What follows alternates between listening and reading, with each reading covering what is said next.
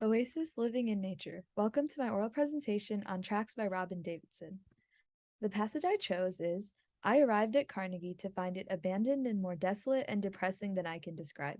I'd been so in tune with the marvelous, untouched country I had been through that I felt this change like a slap. So, Robyn Davidson has been traveling in isolation through the Australian outback for quite some time in the 1970s.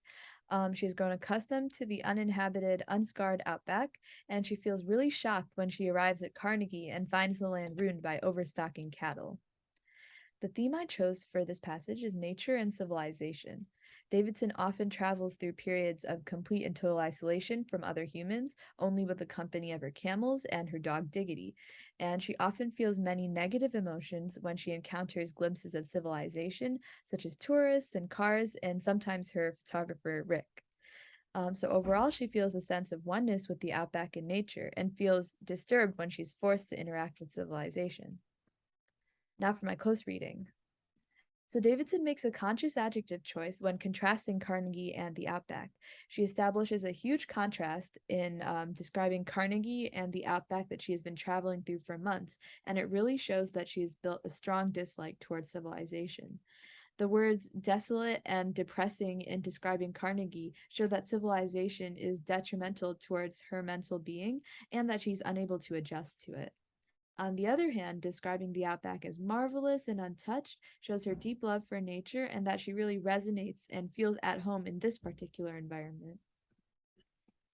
This quote that I've pulled from the passage, I had been so in tune with the marvelous, untouched country I had been through, shows that Davidson not only resonates with the outback environment, but also has developed a complex and deep love for it as well.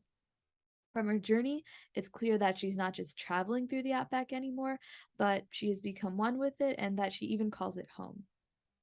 This is a continuation of that same quote, that this change felt like a slap. There's a clear shift from the melodic and peaceful language that Davidson uses when describing the outback. And here she uses startling language when she describes arriving at Carnegie. Davidson uses this language to illustrate how much of a shock she felt when she arrived at Carnegie. So, how does the theme of nature and civilization apply to this passage? Davidson feels a significant contrast when she transitions from the outback environment to Carnegie. And not only that, but Davidson has a deep dislike for civilization because she is unable to adjust to it after months of traveling in the outback, and also because civilization has caused destruction to the outback that she loves and calls home. Thank you for watching.